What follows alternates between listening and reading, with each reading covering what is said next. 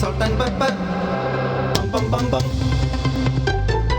നമസ്കാരം, eastern salt and പെപ്പറിലേക്ക് സ്വാഗതം.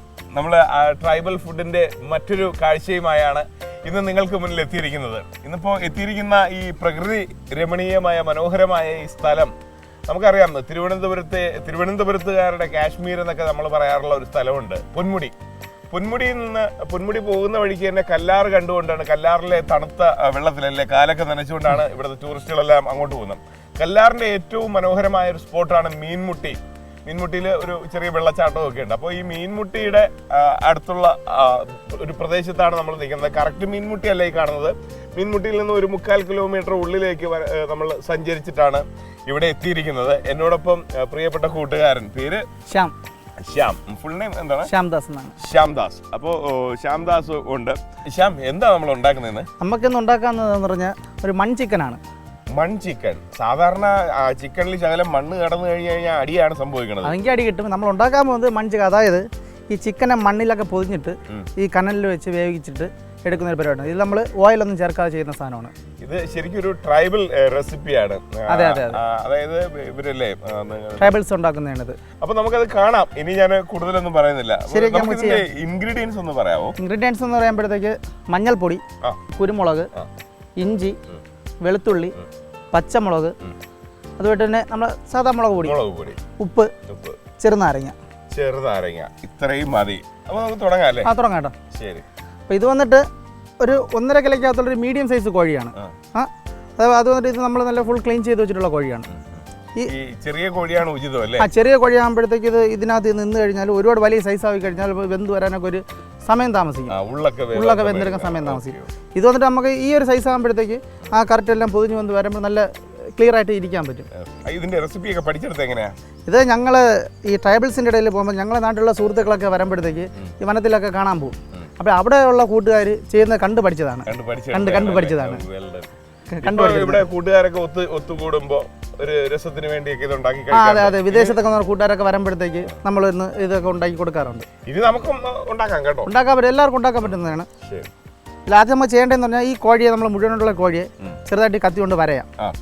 ഈ വരയുന്നതെന്ന് പറഞ്ഞാൽ നമ്മൾ ഉണ്ടാക്കുന്ന ഈ സാധനങ്ങളെല്ലാം തേച്ച് പിടിപ്പിക്കുമ്പോൾ അതിനെ ഉള്ളിൽ പിടിക്കാൻ വേണ്ടിയാണ്. ആർട്ടിസ്റ്റ് വേണ്ട, ഞാൻ ഒറ്റയ്ക്ക് വരയാം. ഇങ്ങനെ വരഞ്ഞ് അതൊരു കലാപരമായിട്ട് തന്നെ. നിങ്ങൾ കലാകാരൻ തന്നെയല്ലേ? കലാകാരനാണ്, ആരും അംഗീകരിക്കാറില്ല. എന്തൊക്കെയാ എഴുതണം നിങ്ങൾ? ചുവരെഴുത്തല്ല, ഞാൻ ഇത് പടം വരയ്ക്കാറുണ്ട്. ഇങ്ങനെ വരയുമ്പോഴത്തേക്ക് ഒന്ന് പിടിച്ചു തന്നാൽ വലിയ ഉപകാരം. നമ്മൾ വരയുന്ന സമയത്തെ ഇത് വിട്ടുപോകാതെ സൂക്ഷിക്കണം. ഫുൾ കോഴിയുടെ ഷേപ്പ് കിട്ടണം. വളരെ ഭംഗിയായിട്ട് നമ്മളിപ്പോൾ ഇതിനെ വരഞ്ഞിട്ടുണ്ട്. ഒരു കലാകാരന്റെ ഒരു കഴിവ് ഇതിൽ ഞാൻ കണ്ടു കേട്ടോ. വളരെ നന്ദിയുണ്ട് എന്നെ അഭിനന്ദിച്ചതിൽ. അപ്പോൾ ഇതിപ്പോൾ ഫുള്ളായിട്ട് നമ്മൾ വരഞ്ഞിട്ടുണ്ട്.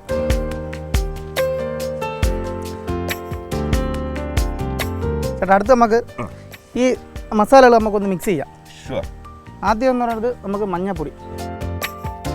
മഞ്ഞൾപ്പൊടി ഈ ഒരു കോഴിയുടെ സൈസിനാണ് നമ്മൾ എടുത്തിട്ടുള്ളത്. ഇത്രയും വേണ്ട.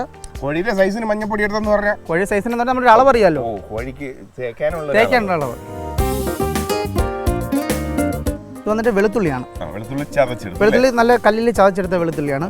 ഇത് വന്നിട്ട് ഒരു 7-8 അല്ലി വരും. നമ്മൾ ഒരു തുടം വെളുത്തുള്ളി എന്നൊക്കെ പറയില്ലേ, അതുപോലെ അത്രയും വെളുത്തുള്ളി. ഇതാണ് ഞാൻ ചാണ്ട് പറഞ്ഞത്. നമ്മളെ ഇതൊക്കെ ഈ വനമേഖലയിലുള്ള ഇഞ്ചിയാണ്. ഇതിന് പ്രത്യേകം പറഞ്ഞാൽ ഇതിൽ വളങ്ങളൊന്നും സാധാരണ ഇഞ്ചിയിൽ വളം ഇടാറില്ല, എങ്കിലും ഇതിൽ ഒരു തരത്തിലുള്ള വളങ്ങളും വരാത്ത സാധനമാണ്. അത് നമ്മൾ ആ വെളുത്തുള്ളി എടുത്തതിൻ്റെ ആ ഒരു അളവിന് തന്നെ ഇഞ്ചി എടുത്തിട്ടുണ്ട്. ഇങ്ങനെ കൈ കൊണ്ട് ഇങ്ങനെ പിടിച്ചെടുക്കുന്ന ഒരു കൊത്ത്. ഇതുകൊണ്ട് കുരുമുളക്. ഇത് കണ്ടപ്പോൾ തന്നെയാണ് നമുക്ക് നല്ല ക്രിസ്പി ആയിട്ട് ഇരിപ്പുണ്ട്. അത് തീരെ അങ്ങ് പൗഡറായിട്ട് പോയിട്ടില്ല. ആ രീതിയിലാണ് ചെയ്തിട്ടുള്ളത്. ഇടിച്ചെടുക്കുന്നത് ഒരു സ്പൂൺ അളവിന് കുരുമുളക് ഇട്ടുണ്ട്. വിരലിലെടുത്തിട്ട് നമുക്ക് അളവ് പറയാൻ പറ്റില്ല. പിന്നെ വനത്തിലുണ്ടാക്കുന്നതിന് നമുക്ക് പ്രത്യേകിച്ച് സ്പൂണ് അങ്ങനെ ഒരു അളവ് പോലൊന്നുമില്ല.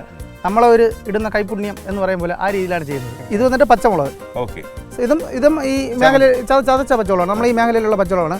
ഇതൊന്നും മിക്സിയിലോ ഒന്നും നമ്മൾ ചതയ്ക്കുന്നില്ല. എല്ലാം കല്ലിൽ ചതച്ചിരിക്കുന്ന സംഭവങ്ങളാണ്. സാധാ കല്ലിൽ ചതച്ചെടുക്കുന്ന സംഭവമാണ്. ഇതൊരു 6 പച്ചമുളകുണ്ട്. നമ്മളതിലൊരു 4 എണ്ണത്തിൻ്റെ സൈസിനുള്ളത് ഇതിലിട്ടിട്ടുണ്ട്. ഓക്കെ, ഇതാണ് മെയിൻ മുളക് പൊടി.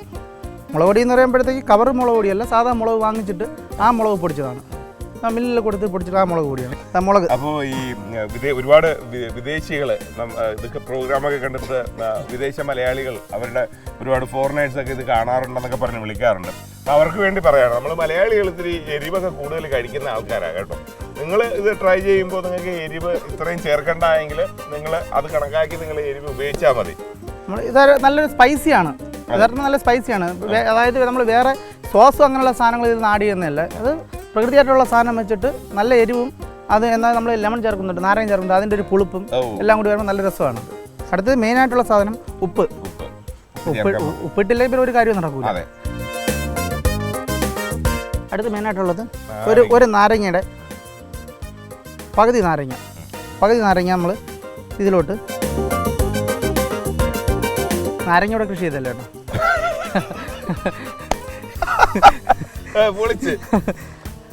കുറച്ച് വെള്ളം, നമ്മളെ സാധാ വെള്ളം, കുറച്ച് വെള്ളം, ഇവിടുത്തെ വെള്ളം തന്നെയാണ്.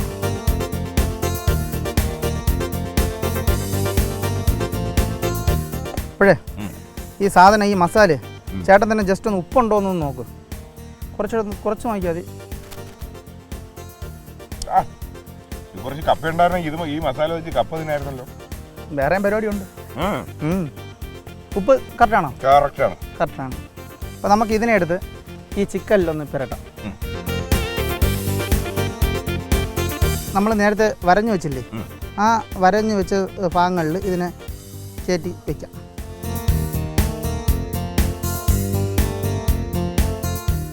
ഇത് കാണാൻ പറ്റുന്നുണ്ടോ?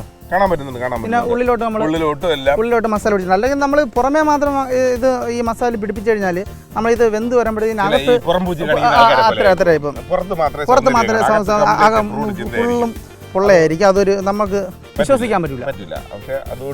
ഇതിപ്പോൾ നമ്മൾ കോഴിയെ നല്ല രീതിയിൽ നല്ല പെരട്ടി എടുത്തിട്ടുണ്ട്. ഇപ്പൊ കാണുമ്പോൾ ഇതിന്റെ ഏത് ഭാഗത്ത് ചേട്ടൻ നോക്കിയാലും പച്ചയ്ക്ക് കാണുമ്പോൾ തന്നെ ഒരു കൊതി വരുന്നുണ്ട്. നിങ്ങളുടെ ഈ ഒരു മസാല ആ നാരങ്ങയാണോ എന്താണ്, ആ വെളുത്തുള്ളിയാണോ എന്നൊക്കെ അറിയത്തില്ല. എല്ലാത്തിനും ആ പെപ്പറിൻ്റെയൊക്കെ എല്ലാത്തിനും വേണം. പെപ്പറാണ് മെയിനായിട്ടും അതിൻ്റെ ടേസ്റ്റ് കിട്ടുന്നതെന്ന്. ഇത് കുറച്ച് സമയം അത് ഞാൻ പറയാട്ടെ. ഇത് ഈ നാരങ്ങ ഉണ്ടോ, അതിൻ്റെ കുരു ഒന്നെടുക്കും. ജസ്റ്റ് ഒന്ന് ഉടയ്ക്കാവോ? അത് അതിന് ഇതിനകത്തൊരു നിക്ഷേപിക്കാം. മുഴുവൻ അങ്ങ് വെച്ചു. മുഴുവൻ അങ്ങ് വെച്ചു. ആ നാരങ്ങയുടെ പകുതി അതിനകത്ത്. അപ്പൊ അത് എന്തോ ഒരു അത് അതിനകത്തിരുന്ന് ചുട്ടെടുക്കുമ്പോഴേക്കും ഒരു ഫ്ലേവർ ഇതിൽ വരുമായിരിക്കും. നമുക്ക് ശേഷം സ്ക്രീനിൽ നോക്കാം എന്നല്ല, അതിൻ്റെ ആ ടേസ്റ്റ് എങ്ങനെയാണെന്ന് നമുക്ക് അറിയാൻ വേണ്ടി. അപ്പോൾ ഈ സാധനത്തിന് നമുക്ക് ഒരു അരമണിക്കൂർ, മാക്സിമം ഒരു അരമണിക്കൂർ നമ്മൾ ഈ വാഴയില നല്ല രീതിയിൽ തീയിൽ വാട്ടിയ ശേഷം ആ വാഴയിലയിൽ ഈ കോഴിയെ പൊതിഞ്ഞ് ഒരു അരമണിക്കൂർ നമ്മൾ വെക്കുമ്പോൾ ഈ മസാലകൾ കൃത്യമായിട്ട് ഇതിൽ പിടിക്കും. ഓക്കെ, അങ്ങനെ. അപ്പോൾ നമുക്ക് തീ ഉണ്ടാക്കാം. തീ ഉണ്ടാക്കാം. ഇത് അങ്ങോട്ട് സുരക്ഷിതമായിട്ട് വെച്ചോളൂ. അപ്പോൾ നമ്മൾ ഈ ആഴി തയ്യാറാക്കിയാണ്. കത്തിക്കുക അല്ലേ? അതെ. കത്തിക്കുക എന്നൊക്കെ പറഞ്ഞാൽ വനത്തിലാണ്. അപ്പോൾ ഒരു സൂക്ഷിച്ച് എപ്പോഴും സൂക്ഷിക്കണം.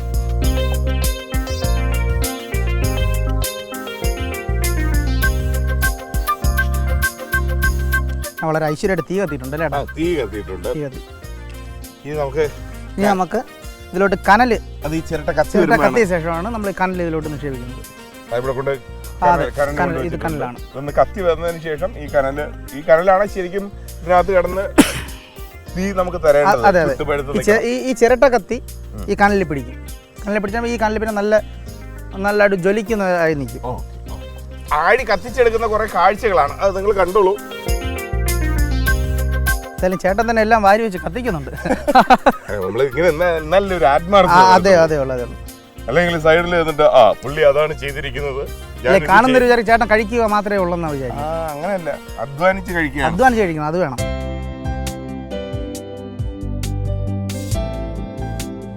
അങ്ങനെ ഒരു ഭഗീര പ്രയത്നത്തിനൊടുവിൽ കനൽ നമ്മൾ റെഡിയാക്കി എടുത്തു. അരമണിക്കൂറോളം നിന്ന് വീശിയും അല്ലേ ഒരുപാട് കാര്യങ്ങൾ ചെയ്യേണ്ടി വന്നു. ഇവിടെ അങ്ങനെ കനൽ റെഡി ആയിട്ടുണ്ട്. നല്ല ചൂടും കിട്ടി തുടങ്ങി.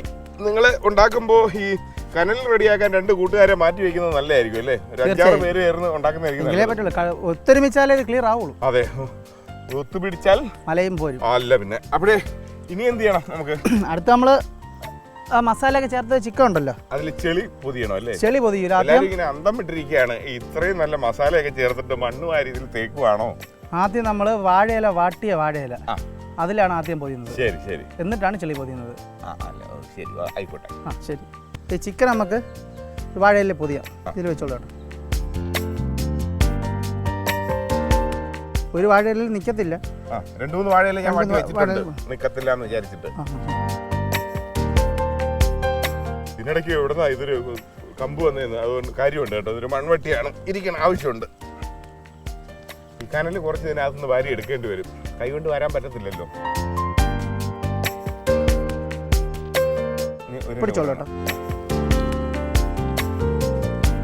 വാഴയില വാട്ടിയെടുത്തില്ലെങ്കിൽ നമ്മളിങ്ങനെ പൊതിയാൻ പറ്റത്തില്ല, സംഭവം വാഴയില പൊട്ടിപ്പോവും. നമ്മൾ വെക്കുന്ന ചെളി മാംസത്തിൽ പറ്റും.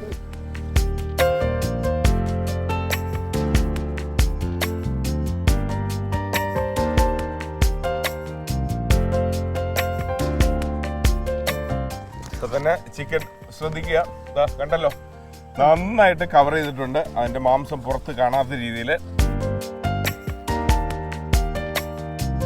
ഇത് പോകാതിരിക്കാനായിട്ട് വാഴ നാര് കൊണ്ട് തന്നെ കണക്കിട്ടുകയാണ്. വല്ലാത്തൊരു കൗതുകമുള്ളൊരു കാഴ്ചയല്ലേ. സോൾട്ട് ആൻഡ് പെപ്പറിൽ നമ്മൾ ഈ പരമ്പരാഗത ഭക്ഷണ വാരം ആഘോഷിച്ച് നന്നായി ഇപ്പൊ തോന്നുന്നില്ലേ?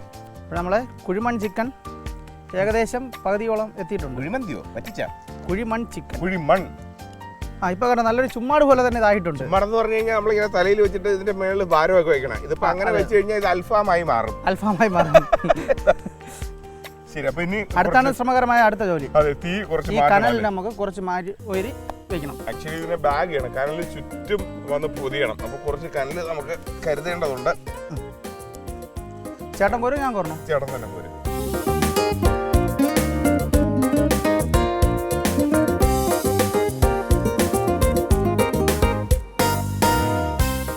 കുറച്ച് കനല് മാറ്റിയിട്ട് അതിനൊരു നന്നായിട്ട് ഒരു ബെഡ് ഉണ്ടാക്കുകയാണ്. ഇത് 4 സൈഡും. അപ്പൊ ഇനി ഇത് മണ്ണ് ഇനി നമുക്ക് നമ്മൾ നേരത്തെ ഇവിടെ കുഴച്ചിട്ടുള്ള ചെളി, ഈ ചെളി എടുത്തിട്ട് ഇതിന്റെ പുറത്ത് നമുക്ക് പൊതിയണം. ഇത് നല്ല ആവി വരികയാണോ? ചെളി പൊതിയിട്ടേ? ചേട്ടൻ പൊതി, ഞാൻ പൊതിയുന്നു. ഇല്ല, ചെളി അനിയൻ പൊതിഞ്ഞാൽ മതി. ചേട്ടൻ നോക്കിക്കൊണ്ടിരിക്കാം. ശരി. ഇത് ശരിക്കും കറുത്ത മണ്ണ്, കളിമണ്ണാണല്ലേ? കളിമണ്ണാണ്. നമ്മൾ ഈ കണ്ടില്ലേ, ആറിന്റെ സൈഡിലുള്ള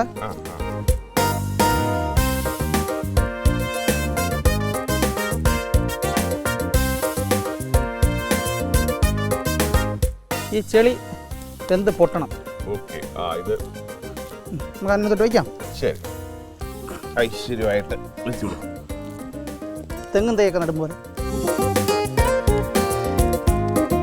ഒരു രസമുള്ള കാഴ്ച തന്നെ അല്ലേ? നമ്മൾ സോൾട്ട് ആൻഡ് പെപ്പറിൽ ഏതെല്ലാം രാജ്യത്തെ എന്തെല്ലാം സ്റ്റൈലിഷ് ഭക്ഷണങ്ങൾ പരിചയപ്പെട്ടിരിക്കണം.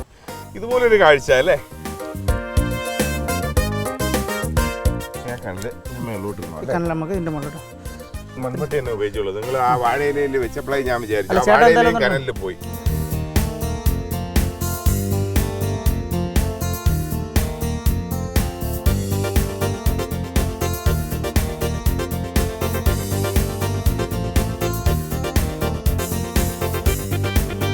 എന്തായാലും ഈ കൈ ഒന്ന് കഴിവാം. കൈ കഴുകിട്ട് വരും. അപ്പോഴേക്കും ഞാൻ ഈ കനലിലേക്ക് ഒന്ന് ഇതിന്റെ പുറത്ത് ഫില്ല് ചെയ്യാം, സഹായിക്കാം. ഞാനിത് പഠിച്ചു, എനിക്ക് ഇഷ്ടപ്പെട്ടു. കനലൊക്കെ ഞാൻ ഫില്ല് ചെയ്തിട്ടുണ്ട്. ഇനി നമുക്ക് കനലിനൊന്ന് ആളി കത്തിക്കണ്ടേ? പാത്രം ചെന്നോട്ടെ. പാത്രം വെച്ച് എങ്ങനെ കത്തിക്കും നമ്മള്? പാത്രം വെച്ച്, അതാണ് ഞാനും ആലോചിക്കും. പാത്രം വെച്ച് എന്ത് ചെയ്യാം? ഇങ്ങനെ ഒന്ന് വീശി നോക്കാം, കത്തുമെന്നറിയാമല്ലോ. അതാണ്.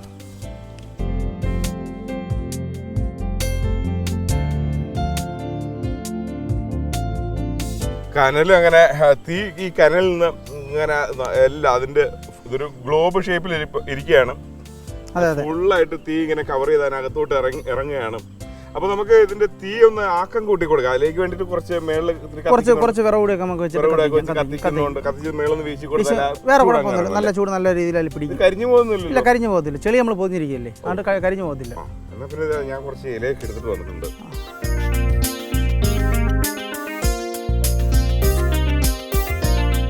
കുറച്ച് വിറകുകൂടിയൊക്കെ നമുക്ക് ഇറക്കി വയ്ക്കാം.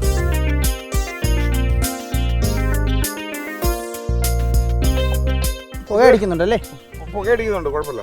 ഇത് നമ്മൾ കൂട്ടുകാരൊക്കെ ആയിട്ട് സംഘം ചേർന്ന് ഒരു പിക്നിക്കൊക്കെ പോകുമ്പോഴോ അല്ലെങ്കിൽ ബന്ധുക്കളൊക്കെ ആയിട്ട് നമ്മൾ എല്ലാവരും കൂടെയൊക്കെ ഒത്തുകൂടുമ്പോഴോ ഗെറ്റ് ടുഗദറുകൾ നടക്കുമ്പോഴോ ഒക്കെ ചെയ്യാം കേട്ടോ. 2-3 കൂട്ടുകാർ വളഞ്ഞിരുന്ന് ഇതുപോലെ ഇതിൽ ശ്രദ്ധിക്കുക. നല്ലൊരു സന്തോഷകരമായ ഒരു ഭക്ഷണമാണെന്ന് തയ്യാറാക്കുന്നത്. ആഘോഷ ഭക്ഷണം എന്ന് വേണമെങ്കിൽ പറയാം. അതെ, മഡ് ചിക്കൻ അല്ലേ? മഡ് ചിക്കൻ അല്ലെങ്കിൽ കുഴിമൺ ചിക്കൻ. ഇനി ഇത് എത്ര സമയമാണ് ശരിക്കും ഇത് നന്നായിട്ട് ഇതിൽ ആവി ചൂട് കൊണ്ട് ഇത് വേഗം? ഒരു മാക്സിമം ഒരു അരമണിക്കൂറിൽ ഈ ചെളി നമ്മൾ അതിൽ പെട്ടിട്ടുള്ള കളിമണ്ണുണ്ടല്ലോ, ഈ കളിമണ്ണ് നല്ല ചൂടായി പഴുത്ത് അത് പൊട്ടി അങ്ങ് മാറും. ഓക്കെ. അല്ലാതെ ഈ കളിമണ്ണ് അതിനകത്ത് പിന്നെ ഒരു കലം പോലെ രൂപപ്പെട്ടു വരുമോ? പിന്നെ ആ കലം പൊട്ടിക്കാൻ അതിന്റെ ആവശ്യം വരത്തില്ല. നമുക്ക് ചേട്ടനുണ്ടല്ലോ, നമുക്ക് പൊട്ടിച്ച് മാറ്റാൻ പറ്റും. എന്റെ ആരോഗ്യമാണ് അദ്ദേഹം ഉദ്ദേശിച്ചത്. അപ്പോൾ ഇനി ഒരു അരമണിക്കൂർ ഇതിനൊന്ന് തീയിടേണ്ടതുണ്ട്.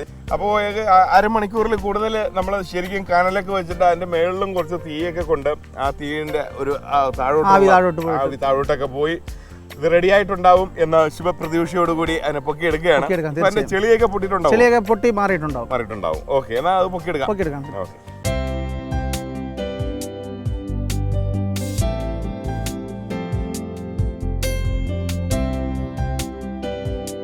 ഇതിന്റെ മണ്ണൊക്കെ പൊട്ടി മാറി റെഡി ആയിട്ട് എത്തിയിട്ടുണ്ട്. നമുക്ക് കാര്യം ചെയ്യാം, മണ്ണ് പറ്റണ്ട. ചാക്കിന്റെ മേളിൽ നോക്കാം.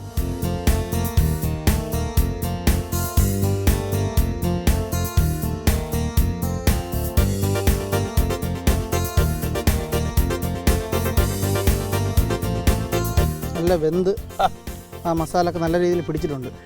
അതിന്റെ കണ്ടു കഴിഞ്ഞാൽ നമുക്കൊരു പറ്റിക്ക് നമ്മൾ ആ മസാലയൊക്കെ അങ്ങനെ തന്നെ ഇരിക്കുന്ന പോലെ തോന്നും. പക്ഷെ അതിന്റെ എല്ല് ശ്രദ്ധിച്ചാലറിയാം, ഇത് ശരിക്കും നന്നായി ആവിയിൽ വെന്തിരിക്കുകയാണ്. ഈ സൈഡും ചേട്ടൻ ഒന്ന് പിടിച്ചു നോക്കി. ആവി പറന്നുകൊണ്ടിരിക്കുകയാണ്. അത് അത്ഭുതകരമായ ഒരു റെസിപ്പിയും അത്ഭുതകരമായ ഒരു കുക്കിംഗ് സ്റ്റൈലും. അത് നമുക്കൊന്ന് ടേസ്റ്റ് ചെയ്ത് നോക്കാം. ആദ്യം ഇവരിന്ന് കണ്ടോട്ടെ ഇതിനെ. അതെ, നമുക്കിനി എന്തായിരുന്നാലും ഇതിന്റെ രുചി ആസ്വദിക്കാം. ഇതിനകത്തൊരു നാരങ്ങയും വെച്ചിട്ടുണ്ട്. അപ്പൊ ഇതിന്റെ ഒരു സൈഡ് ഇതെടുത്താൽ മതിയോ? സൈഡ് ഏത് പീസ് എടുത്താലും. എത്ര സിമ്പിളായിട്ട് ഞാൻ വെറുതെ ഒരു പഞ്ഞി എടുക്കുമ്പോഴാണ് എടുത്തത്. എന്തായിരുന്നാലും നമ്മളൊരു തുറസായ സ്ഥലത്ത് വെച്ച് കുക്ക് ചെയ്തതല്ലേ, ശകലം അങ്ങ് കളഞ്ഞേക്കാം. ഇനി ഇതിന്റെ ഒരു ടേസ്റ്റ്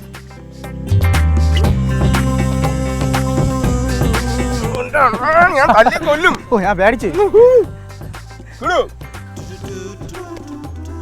അകത്ത് വെച്ച് നാരങ്ങയുടെ ഒരു ഇതും ഉണ്ടല്ലോ, ഫ്ലേവർ വെളിയിലോട്ട് വരുന്നുണ്ട്. എന്തായാലും സംഭവം ഗംഭീരമായിട്ടുണ്ട് കേട്ടോ. ഞാൻ ഇനി കുറെ കൂടെ എടുത്ത് കഴിക്കണമെന്നുണ്ട്. പക്ഷെ നിങ്ങളെ ഞാൻ കൊതിപ്പിടിപ്പിക്കാൻ ആഗ്രഹിക്കുന്നില്ല. നന്നായിട്ട് കുക്കായിട്ടുണ്ട്. ഇത് എടുക്കുമ്പോൾ കാണാൻ പറ്റും അത് പൊങ്ങി വരുന്നത്. പിന്നെ മതി, ഒന്നുകൂടെ ആക്കാന്ന് കാണിച്ചു. ഇതെല്ലാവരും ആ ഒരു പെപ്പർ പിന്നെ ഇദ്ദേഹം ഉണ്ടാക്കിയ ഒരു മസാല അതൊക്കെ നല്ല രസമായിട്ടുണ്ട്. എനിക്കൊന്നും പറയാനില്ല കേട്ടോ, അത്രയ്ക്ക് മനസ്സ് നിറഞ്ഞു. ഒന്നാമത് ഇത് ഉണ്ടാക്കിയെടുത്തൊരു കാഴ്ചയാണ് ഏറ്റവും കൂടുതൽ ഇഷ്ടപ്പെട്ടത്. എന്തായിരുന്നാലും ഈ ഒരു കാഴ്ച നിങ്ങൾക്ക് ഒന്നുകൂടെ കാണണ്ടേ, ഇത് എങ്ങനെയാണ് ഉണ്ടാക്കിയെടുത്തതെന്ന് ഒരു റീക്യാപ്പ്.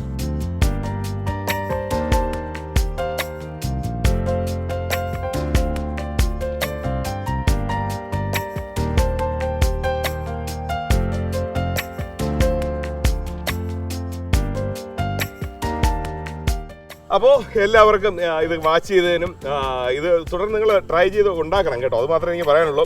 പിന്നെ ഈ ഉണ്ടാക്കി തന്ന ചങ്കിന് ഷെഫിനും ഞാൻ നന്ദി പറയുന്നു. എല്ലാവരും തുടർന്നും കാണുക. വീണ്ടും അടുത്ത ആഴ്ച മറ്റൊരു വിഭവമായിട്ട് കാണാം. Eastern salt and pepper. തൽക്കാലം ടാറ്റ, ബൈ ബൈ.